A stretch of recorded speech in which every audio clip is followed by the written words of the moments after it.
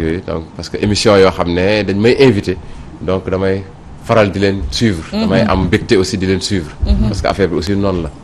waaw donc Souka sa duo ak saa moom man daf ma neex. waaw donc li ma neex si émission bi. en tout cas li ma ci dul raté. mooy boo leen di def kii bi. Nepad waaw Nepad moom même temps beneen version bi sax. waaw dama daan kontaan loolu di ko suivre. mais moom du ma ko raté mukk Nepad. waaw ci fin bi la nag. dama xamul nag ban instant ngeen ko war a di dugal. wala ñu gën leen may temps aussi si émission bi. waaw Nepad moom war na gën a am temps quoi. parce que vraiment neex na Sénégalais yi. te man aussi neex na ma quoi. war nañu yokk temps bi. voilà war nañu yokk temps bi quoi. waaw au lieu de 2 invités sax ngeen am. ñett invités yooyu surtout ci élection yi ñu nekk nii. waaw ak temps bi aussi quoi mu yokk. mais di ngeen ñu jàpp mooy loolu daal. waaw bien merci Soudiane. waaw loolu am na solo quoi. bravo Souka. waaw leneen li ma ci bëggoon a yokk bon di nuyu aussi képp ku ñuy seetaan. waaw di nuyu kilifa diine yi. aussi comme ni ngeen ko defee léegi ak surtout ça am na solo parce que ñoom tamit seen ñaan soxla nañ ko surtout ci réew mi. waaw di nuyu képp ku bokk APR képp kuy jàngalekat di si jiital aussi ci ñu bokk APR mooy président Macky Sall di nuyu aussi soxnaam Marème Faye mu baax mi. yaayam moo baax soxna Umu waa Adja Umu. waaw donc Marème Faye maa ngi koy nuyu bu baax. ndeysaan ñu ngi koy nuyu. première dame. voilà première dame. ñu ngi koy nuyu c'est bien Amath Suzanne Camara. merci beaucoup ci teewaay bi comme ni ko saa waxee. mais Suzanne yenn kàddu yi nan nga ko mën a yëkkatee. parce que nañu rey diw. ah. Suzanne doo assassin d'après ci li ma xam ci yow quoi. nañu rey diw quoi maanaam kàddu la yoo xam ne yu diis yu ëpp. tey ci benn yéenekaay ci suba aussi nga feddaliwaat ko man dama doon xaar nga ñëw ne non peut-être contexte politique bi ñu ne ceci ou cela on peut comprendre mais nga ñëw waxaat ko dëggal kàddu yooyu maanaam bi nga yëkkati kàddu yooyu lan moo la yëkkati réellement est-ce que tu étais sincère ni dañoo war a rey nit quoi parce que doo assassin ci la ma xam dañoo war a rey Sonko quoi comme on dit kàddu yooyu ñëpp a ngi koy wax mais kenn mënul oser répéter ko sax ci télé wala dara parce que appel au meurtre la c'est dangereux. yow nga mën a ñëw wax ko ci koo xam ne tey ji bu doon ni tey ji danoo rek séddale opposition bi c'est le leader de l'opposition. ak foo leen mën a toll ci wax pour man waroon a egg foofu. ok waaw d'abord bi may yëkkati kàddu yooyu. j'étais très lucide. ndax man du ma tux cigarette. du ma naan sàngara te café sax du ma ko naan waaw donc du ma lekk kaani donc excitant si boppam sax laa dul jël waaw donc kon je suis très lucide waaw donc en âme et conscience la def vidéo moom man it ma def sama vidéo te defe naa moom it bi muy def vidéo boobu jëlul ci yooyu ma lim benn donc man yooyu yëpp jëluma ci benn alors du ma aussi assassin waaw ñaanuma yàlla sama giru dund di ko tey di rey nit loolu moom ñaanuma ko yàlla te yéenewu ma aussi sax kenn dee waaw yéenewu ma kenn dee en âme et conscience waaw yéenewu ma kenn dee mais dama seetlu ne Ousmane Sonko à chaque fois buy woote déjà fitna lay woote loolu sénégalais yëpp remarqué nañ ko te fitna boobu toujours li ciy mujj mooy ay bakkan yu rot alors ma ne nag moom comme loolu lay woote chaque fois ay bakkan loo xam ne bakkan da ciy rot donc moom bakkan da nga mës a gis Ousmane Sonko jël fetal dóor nit mu dee mu weeru mars lan weesu woon mais weeru mars fetal yi ñan ñoo koy rot ak ñan ñoo dóor ñan ñoo rey ay nit c'est-à-dire que il faut que ñu xam lan moo xewoon parce que dañuy rétablir lay fait ay jeunes ñoo xëy génn ñu boom leen ba tey jii mun ñu wax diw moo leen boom maanaam loolu loo xam ne juste sax atteegu ko ni diw moo boom diw yow nga ñëw atteel ko sa bopp di ko jiñ nit ba ne kooku dañ ko war a faat da nga mës a gis Ousmane Sonko yoree fetal wala mën a nan rey diw yow xam nga du fetal rek moo mën a faat nit waaw donc te ñooñu 14 morts yooyu kenn xamul ci yan condition lañ dee non on sait ñun duñ justice duñ dugg ci loo xam ne enquête waxuñu ni lii la mais fi la ñu fekk nag daaw ren moom naaxaguñ fi aussi ok waaw condition yi dee xam nañ ko c'est des jeunes yi marché ñu faat leen ok ki leen faat ak na mu leen faate loolu suñu yoon nekku ci tout à fait mais c'est pas Ousmane Sonko rayu leen waaw yow bu la neexee nga wax loolu non rayu leen c'est-à-dire que li may wax ne j'assume rayu leen waaw ku leen ray boo paree man ma wax waaw pare nga mais pourquoi yow nga ñëw ne nan rey diw quoi Ousmane Sonko mënoon génn otom def dara xew mara de taale Lamine balaa la ñu ne Amath Suzanne moo ko waxoon teew laalewoo defoo waxoo maanaam da ngay natt kàddu gi di ko xeeb maanaam daf mel li nga wax da nga ko xeeb tey bi ma liraatee benn journal daf mel da nga ko xeeb quoi te lu ne mënoon na xew parce que Lamine balaa la aussi waaw c'est bon ma wax waaw c'est bien waaw léegi donc dama ne li fi jot a am mooy mars te moom à chaque fois moom day bëgg loolu amaat maanaam deuxième vague troisième vague bu manifestation amaatee dem leen seen kër yi alors que moom mu am kër ñi mu àndal am kër ñi mu mënee ñëw ci kër jàmbur noonu lañ mënee ñëw këram ak ñi mu àndal te loolu moo fi loolu moo nar a am parce que moom moo ne dent pour dent œil pour œil donc loo def sa morom rek xalaatal sa morom mën na lu ko def mais baatu diw dañ ko war a rey ci loolu kàddu googu ci yow rek la jóge waa léegi man dama ne moom su fekkee ne moom ci li muy woote yëpp ay nit dañuy ñàkk seen bakkan mais pourquoi ci lan la woote ay nit ñàkk seen bakkan ak ñooñu ñàkk seen bakkan kan moo leen rey mais li xewoon mars moom moo woote ana ñu ne woon dañuy ubbi commission d'enquête ma ngay nalaw ba tey jii ji nga li fi xewoon mars kenn ñun ñëpp fekk nañ ko waaw ñi ngi woon ci terrain ñi ngi gis Ousmane Sonko reyul nit c'est-à-dire que ça j'assume reyul nit ñi leen rey ak nan leen reyee fi la ñu fekk ok léegi nag nan la leen reyee ak lan la enquête génnee man enquête uma mais xam nañ li fi xew Ousmane Sonko reyul nit est-ce que keroog bi ñu daje place de l'Obélisque nit dafa faatu mais moom moo woote mais bant sax damu fa place de l'Obélisque bii passe waaw place de la nation bant sax damu fa Suzanne ok waaw d'accord waaw léegi ma ñëw nag man pour continuer kon ñoom Mamadou ñoom ñi deewoon place de l'Obélisque bi président Macky Sall di fallu kon président ma leen rey ñi deewoon buñ toppee sa logique quoi supposons ñu topp sa logique quoi ñi deewoon bi bëggee wàdd kii ay nit dañu faatu waaw pour président Macky Sall nekk tey li mu doon n'est-ce pas ñooñu deewoon kan ma leen rey waaw mais foofu Macky Sall rek du woon leader te Macky Sall rek wootewuloon M23 moo woote Macky Sall bokk ci M23 muy ñun ñëpp waaw et on assume man sax damay assumer sama part de responsable ndax maa ngi foon amul benn bu M23 woote te dew ma yëpp laa dem ba ci kon léegi waa léegi dinañ d'accord léegi nañ assemblée la fa waa léegi nañ tënk kon leader yooyu ñoo rey ñi dee non bàyyil ma rek ma wax dama bëgg a topp sa logique mayagul ba léegi ma wax ñu ajo waxal waaw xam nga man dama ne c'est simple waaw man dama ne Ousmane Sonko liñ ko gis muy woote yëpp fitna la loo xam ne ay nit mën nañ ci ñàkk seen bakkan dëgg la te exemple bi ñu gis te moom mu koy ndamoo di ko joxe tout le temps comme exemple boobu 14 morts moo amoon te 14 morts yooyu du lu ndaw benn rek doomu aadama sénégalais bu ñàkk bakkanam rek bakkan boobu dafa fort kon moom na xoolaat taxawaayam ak ay kàddu yu muy yëkkati ndax bu taxawee encore ne dem leen seen kër yi ñu ngi fa denc ay millions bu manifestation amaatee foofu aussi mais loolu dafa am loolu mën na fa xew mais dafa am lu ko jiitu tamit waaw wax jooju boo jëlee wax jooju ak firi ko noonu dafay des parce que yéen ñii yéen ay jël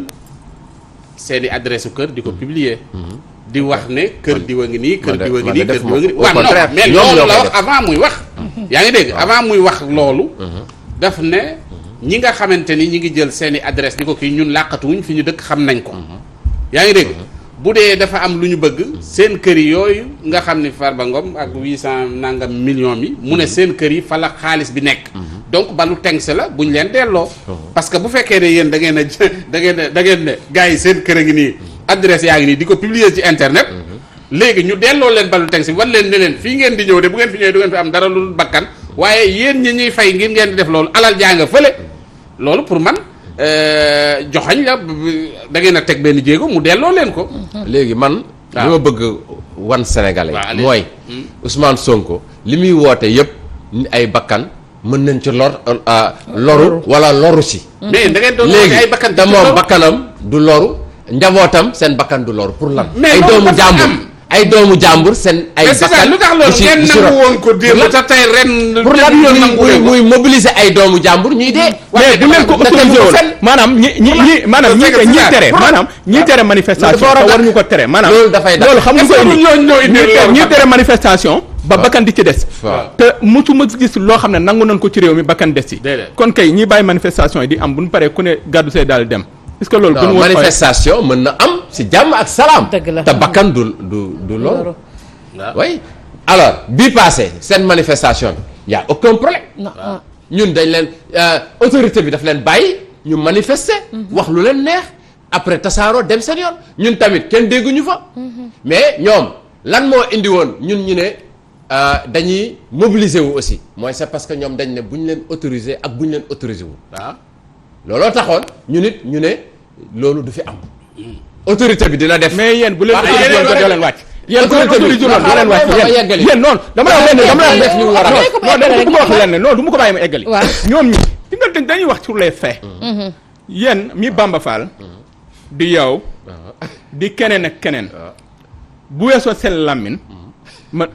mënoo leen yëngal gars yi parce que heure bu gars yi jugee weeru mars moo ci weesu tey ji ñeme ngaa wax parce que mars weesu na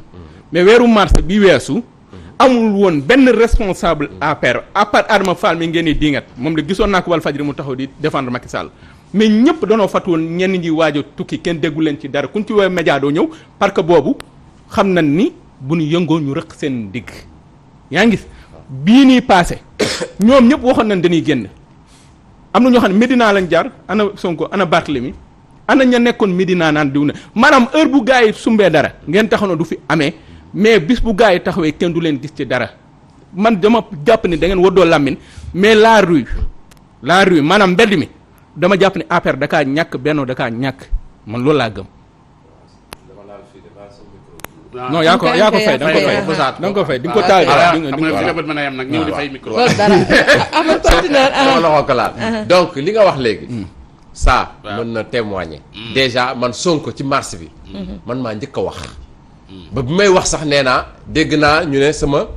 suñu kilifa dafa tere ku ci wax mais ñëpp dégg nañ ma Sénégal ma wax te maa njëkk a wax laa jëf laa wax waaw déglu rek wàcc ci mbedd ça mi après ngeen invité ma fii ma ñëw toog répété waat li ma wax après yow ci fin bi sax yow jëlaat nga ma ci sa TV xaw ma lan ak yooyu donc man dem naa ci télé bu nekk du bugguma cité di def ay publicité dem naa ci rajo bu ne ñëpp dégg nañ ma Adama Fall du ma weddi na dégg nañ ko mais man ñëpp ma dégg Sénégal yëpp ma dégg ma wax li ma war a wax def li ma war a def yaa ngi dégg alors léegi nag ñun moo tax sànq ma ne la bàyyi ma yeggali ñun ñoom biñ njëkkee jàpp dañu njëkk a jàpp seen manifestation bi passé vendredi lañ njëkk a jàpp ne bu ñu leen autorisé ak bu ñu leen autorisé wul dañuy manifester ñu ne leen autorité bi dina def li mu war a def les forces de l'ordre ak yooyu ñoom li ñu war a def dinañ ko def mais ñun politiquement vous aurez la réponse qu'il faut après autorité bi ñoom ñu reculer parce que autorité bi daf leen jox lu valable lu leer ne leen bés bi ngeen jàpp am na ñu ko jàppoon mais ñooñu ak même bés aussi ak même instant même lieu ñu xam ne c'est raisonnable ñu dellu ginnaaw jàppaat mercredi mais bu ñu jàppee mercredi ne aussi wax ñëpp di leen dégg la veille ne dañuy def suñu kii pacifiquement dañuy informer suñu ay militants tojloowuñ kenn yàquloo kenn waaye léegi loo leen bëgg ñu dem fekk leen fa di xeex ak ñoom mais loolu waruñu lu tax ñu koy def donc kon ñoom am nañ liberté traverser tranquillement Médina ak fuñ bëgg a jaar dañ fay jaar buñ fa bëggee jaar suba sax jaaraat fa même bu ñu amul autorisation ah loolu moom yow yaa ko wax man loolu laa gëm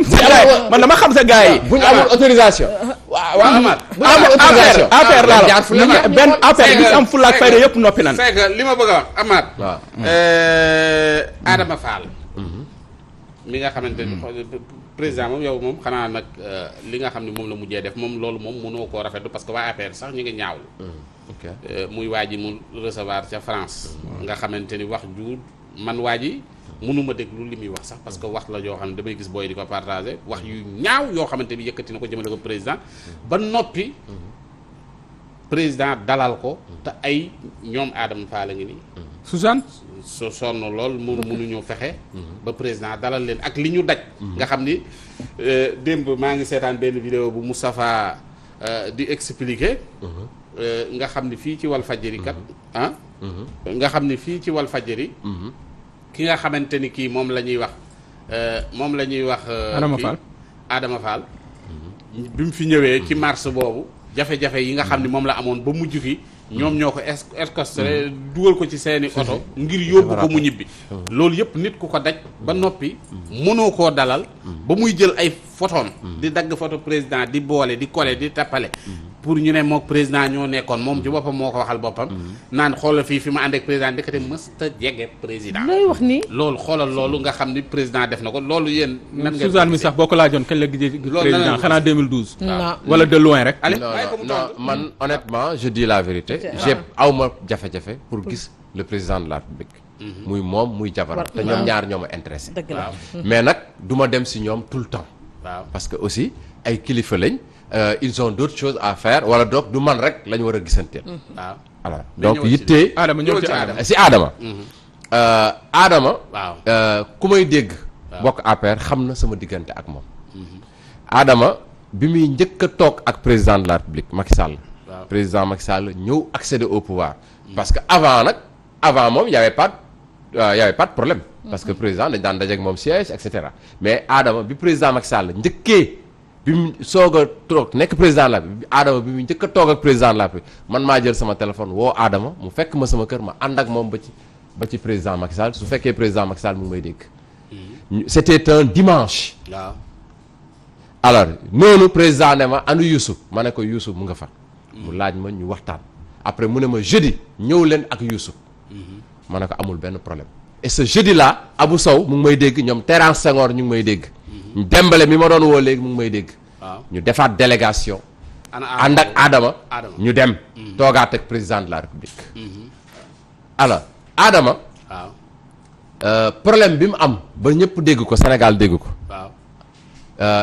ki mu ko ànd ki mu amal problème c'est la directrice des cases de la case des tout petits du ma tudd turam nag ku jigéen kooku may mën a si sax waaw moom la amal jafe-jafe kooku moo doon def activité nee na au siège bi mu ñëwee ci li ma dégg mooy Adama vigile yi tere ko dugg ensuite bi mu bëggee am accès si mais mun a si kooku mooy wax te bëgguma tudd turam nee na mu nekk ak ay garde corps am mënul am accès si moom man li ma koy wax rek te wax naa ko sax déjà yéex naa ko démb rek laa mujj diggante ak moom téléphone waaw bi affaire bi amee dama jàpp sama ñaambur ne pat mais après kon situation taxoon na ma jëloon sama téléphone woo ko te yàgguma ak moom ci téléphone bi ma ne ko yow ki la tax a mer ba nga ne da nga démissionné APR ak nangam sàngam loolu lu tax yow kooku yaa ko jiitu APR déjà yow yaa ko dalal APR bon nga meroo ak moom kese jarul sax nga geler say activité te mënoon naa comprendre nga geler say activité mais pas démissionner mais Non. kooku rek warul tax nga non du geler say kooku activité rek du kooku rek parce yàgg na ci njëkk que na fi parce que toog ci affaire dafa am dafa yàgg, yeneen yoo Adama xamante dafa ni yàgg. mi ngi ci biir ak tamit kii président Macky Sall dalal te Adama bëgg a gis waaw président non mën naa mënu ko d'accord gis. que ne loolu am na yeneen frustration voilà yooyu mi waaw ngi ci mais quand même frustration mënul ñàkk waaw fii ku ci nekk am na lu naqadi Waaw. ci biir parti bi man damay gis yoo xam ne yu ma naqadi waaw mais yow keneen mu ngi gis lu ko naqadi Waaw. ci parti bi Waaw. mais ki la war a def ba nga war moo tax a nga nga bàyyi wala daf ko war a jar na la ko président mais Macky Sall mais yéen est-ce wala que nga seen gis leneen lu ko jar est-ce que du seen mais problème yow waaw ndaw soosu kese def la nga bëgg kii Nga bëgg na da ngay bàyyi président Macky pour Sall dalal ci français yow loolu ci wax yow ki président Macky waaw Sall ki président dalal foofu Mhm. man gis naa ko man Waaw. déjà sax bi ko président dalalee ba ñu kii commencé laa koy soog a xam ci koy soog a xam ci laay soog a xam waa ji honnêtement maintenant président dalal na ko président moo xam lu tax mu dalal ko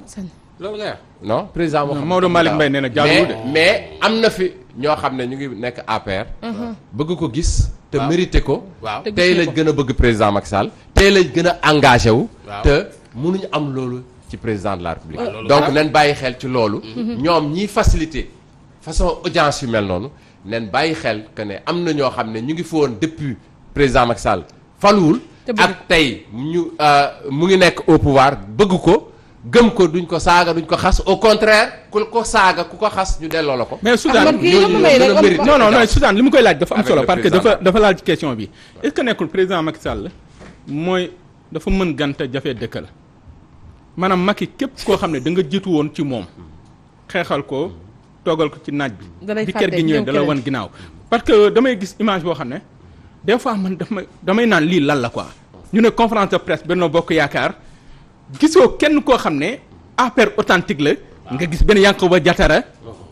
gis benn Idrissa Seck oh là là gis benn Bamba Fall càmbaay mais c'est ça non des vomi quoi des gens yoo xam ne maanaam même si seen communication yéen pour man c'est mal organisé parce que un Suzanne bu dee wax da ngay xam ne APR la si solo da ngay xam ne Mimi Touré nga bañ nga bëgg da ngay xam ne war na wax Ali Nguy Ndiaye Amadou Ba mais Oumar Youm maanaam ñi tax ñu naan APR mais nga gis ñoo xam ne lu ko neex lay wax. yàgg na ci voilà nga gis ñoo xam ne mais des fois dama naan lan moo xew quoi ba ñu xejji nii maanaam xejji quoi xejji ci APR alors que ñi tax APR doon APR kenn déggatu leen ci dara lan moo xew waaw xam nga man tout le temps damay wax ne man bañuma koo xam ne àndul ak ñun mu ñëw ànd ak ñun parce que xëy na peut-être gis na lu ko doy ci président de la République wala ci Benno Bokk Yaakaar mu ñëw ànd ak ñun parce que le président de la République il a tendu la main à tous les Sénégalais ndax tey su fekkoon sunu 26% yi rek la ñu yem kon 2019 du ñu woon am li ñu am 58% xaw ma 57% ak yooyu alors donc 58% alors donc kon président soxla na ñëpp mais nag président ñi mu soxla aussi mooy aussi ñoo xam ne aussi voilà clean comme moom am jikko yu rafet xam nga voilà ak yooyu comprendre nga ay Bamba Fall mais question de saa nag bàyyi jàmm Cere Fall ban kii bu jikko bu rafet Bamba Fall lan la mën a jàng ci moom ban jikko bu rafet lan la mën a jàng ci moom nañ waxante dëgg Idrissa Seck ana Idrissa Seck barki dem moo Njaay moo ne seen vision romb jam ñaajo après ana mu léegi wutali na leen Idrissa Seck n'a jamais perdu mais ça mais nag bu leen ko sol ko du ko bàyyi nag nag saa nag yéen a ngi koy soxla bàyyi leen jëkku woo leen ko waaw bàyyi leen ko mu bàyyi ñu asafe ko déedéet bu ko achevé déedéet jekku mais may leen ko mu wax déglu ba Ahmed ñëwal waaw bu ñu fi tuddalaat ay Idrissa Seck non loolu non man tudduma tur dama ne sa wax jooju waaw dama ne fi waxaat ay jikko yu rafet dama ne ñun sox may ñu may ñu la ak saa ma ne ko soxla déedéet président Macky Sall waaw dafa tendre la main à tous les Sénégalais waaw tey ñii nekk ci opposition bi yëpp ci ñun ñu ci bëri ci ñun lañ nekkoon ñun nag ñoo ma àndoon donc soxla ma leen di citer waaw yow xam nga leen léegi lan mooy man li ma jaaxal mooy ku jógee ci ñun dem ci opposition yow daal yow yaa set yow yaa am ay vertu yaa am ay valeur léegi ku jóge ci opposition ñëw si ñun yow daal baaxoo léegi Ahmad man léegi Ahmad dama lay laaj man Ahmad da nga yéen a nekk ci pouvoir bi kon donc jàmm ci yéen la war a kii parce que damay dégg ni mbaam bu la wëkkee nga wëkk bu yàggee dama dégg ni dama juum kaa dama ni mbaam dañ ni mbaam bu la wëkkee nga wëkk ko bu yàggee yéen a yem pouvoir bi mi opposition bi mi ngi bëgg a xuloo ak yéen ngeen bëgg a dayoon te pouvoir te jàmm leen bëgg ci réew mi est-ce que yéen lii ngeen di nekkee est-ce que dañ ni ay du yem ci sa bopp borom de mais may jàmm leen bëgg ci réew mi mais nii nga def nii bu ko keneen defaatee keneen génn keneen def nii day metti de Suzanne yaa ngi koy xalaat loolu non buñ sañoon ñun jàmm rek mooy am ci réew mi waaw kay mais xam nga tey ñu ko séqal wala ki ñu ko séqal wala kii jàpp ne moom comme ni ko Omar waxee ne moom mooy le leader de l'opposition alors que du dara kenn mënu koo bañ waaw loolu débat la su la neexee ñu chiffre ko wax su la neexee mu ñëwaat ci question débat waaw bu la neexee ma dellu ci débat bi mais jàngalekat nga waaw su ma bu la neexee dinaa ci ñëwaat waaw après ñu ñëw ci loolu mais moom tey ku ko gis xam ne moom violence moo ko tax a jóg terreur yaa ngi dégg ni mu defoon ci mars bi ba di manipuler nit ñi di mobiliser ay nitam ba li xewoon xew loolu lañ dootul nangu bu waxee mu xam nga boobu moom rek moo doon wax bu ñëwee sax du def sax conférence de presse taxaw point de presse lay def wax lu ko neex kenn du ko poser question di manipuler di mobiliser ba li xewoon xew loolu nag lañ ko dul nangu bu waxee ñu wax bu jëfee ñu jëf li tax mu amoon 15 pour cent parce que candidats yi 5 rek la ñu woon bu ñu doon 10 du am sax 5 pour cent. ndax am na ñoo xam ne dañ ko woteel parce que bëgguñ woteel Macky Sall dafa am ñoo xam ne dañ ko woteel parce que bëgguñ woteel Macky Sall mais 2024 na candidat yi nekk 10 nga xool 5% du ko am. plus fort reste la jàllee 2017. plus fort reste la jàllee 2017. yéen foog ma kàddu gi. merci beaucoup. derrière bi kay yow di jël. waaw derrière bi kay jël. parce que doo ma bàyyi ma wax këf laay def. non très bien Ahmed. allez kon tàggoo na tàggoo ndeysaan. di ko gërëm bu baax waaw mais aussi di ko jégalu. ndeysaan nit ku baax parce la. que on a joué le jeu. waaw mais noonu la rek ki am 1% 2% 5% loolu Sénégal yàlla ñu rek koy wallaay décider azim. mais nan bàyyi ñëpp bokk. aw ma ci benn problème même Bougane man aw ma problème mu na bokk. ñëpp bokk. ndeysaan. pour man aw ma élection yi problème nan bàyyi ñëpp bokk. mais dañu am jàmm Sénégal yi dañu am voté jàmm. ku leen neex. mais di ko gërëm aussi tamit pour déplacement bi. amul ak problème. teel a ñëw aussi. teewaay bi Fii mooy sama aussi kër la. ak disponibilité bi. parce que aussi tamit mi ngi nii. il s'est défendu. léegi nag nit ñi ñooy commenter est-ce que li mu war a wax war na ko war def mais des fois tamit na xel di gunge kàddu. ndeysaan. maanaam bu dee rek xol bi moo jiitu. li ci ëpp mën nga wax loo xam ne sax boo wéetoon na du waratuma ko woon wax. waaw kon Ahmed Suzanne Camara ñu koy gërëm bu baax. mu jiite réseau des enseignants de l'APR. kon ajaratu kon liñ jël ci temps. macha allah loolu ci di jégalu baax Fatou di wax ni que di wax ni que Omar Ahmed moom ci kër gi la bokk. mu nit koo xam nit ku baax la loo ko wax mu encaissé man yow mu sama xarit nga. waaw non ajaratu bétti mi ngi lay nuyu de passage aussi voilà mi ngi lay nuyu yow daal amal jàmm rek. waaw la neex waxal. waaw saa yoo bëggee wax rek. ñëw ma ñëw wàll. ok.